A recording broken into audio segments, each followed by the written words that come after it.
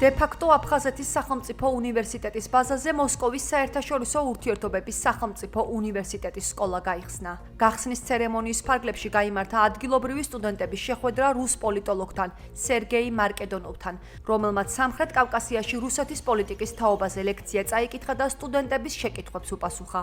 სტუდენტებს სიტყვით დე-ფაქტო საგარეო საქმეთა მინისტრმა ინალ არძიმბამაც მიმართა. მან აღნიშნა, რომ სკოლის ფუნქციონირება ხელს შეუწყობს აფხაზეთის პოპულარიზაციას საერთაშორისო საზოგადოებაში. ამ საკითხთან დაკავშირებით მოსაზრებას აფხაზეთის საინფორმაციო ანალიტიკური ცენტრის ანალიტიკური სამსახურის უფროსი გვიზიარებს. ზურაბ ტატიშვილი აღნიშნავს, რომ რუსები დაინტერესებულები არიან ოკუპირებული აფხაზეთის მომავალი თაობა იყოს პრორუსული და ამისთვის წლებია აქტიურად მუშაობენ.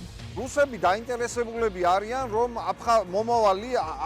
აფხაზეთის მომავალი ელიტა იყოს პრორუსული.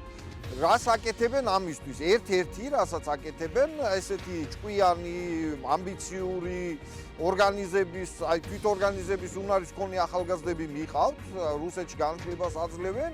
ეს ხალხი რო უკან დაბრუნდება, ისინი ხო რუსულ კულტურასთან აზიარები იქნება, კავშირები ექნება სხვადასხვაგვარი, უკან დაბრუნებულები ისინი უნებრივად პრორუსულები იქნებიან, ხო? ანუ იმ კულტურული სამყაროს ნაწილი იქნებიან და თავის ქვეყნის ჭყალებში მომავალსაც რუსეთთან ერთად დაინახავენ, ხო?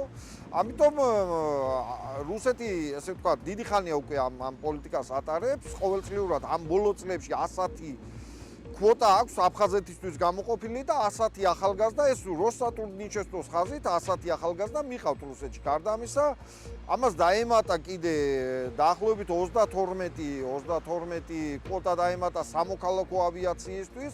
მოგეხსენებათ, რუსეთი აპირებს სოხუმში აეროპორტის გახსნას და იქ სპეციალისტები ჭირდება და ეს სპეციალისტებისთვის კიდე დაამატა კვოტები, მაგრამ რჩება კიდე ახალგაზრდები, რომლებსაც არ უნდათ რუსეთში წასვლა, სწავლობენ აფხაზეთში, სოხუმში არსებულ, თქვათ, თუნდაც ეგრეთ წოდებულ აგუში, აფხაზский государственный უნივერსიტეტში, იქ სწავლობენ და იმათზეც, რომ რაღაც რუსული გავლენა უფრო ძლიერი იყოს, აი მას ემსახურება, ასე ვთქვათ, ესეთი კავშირების დამყარება რუსულ და აფხაზურ უმაღლეს სასწავლებლებს შორის.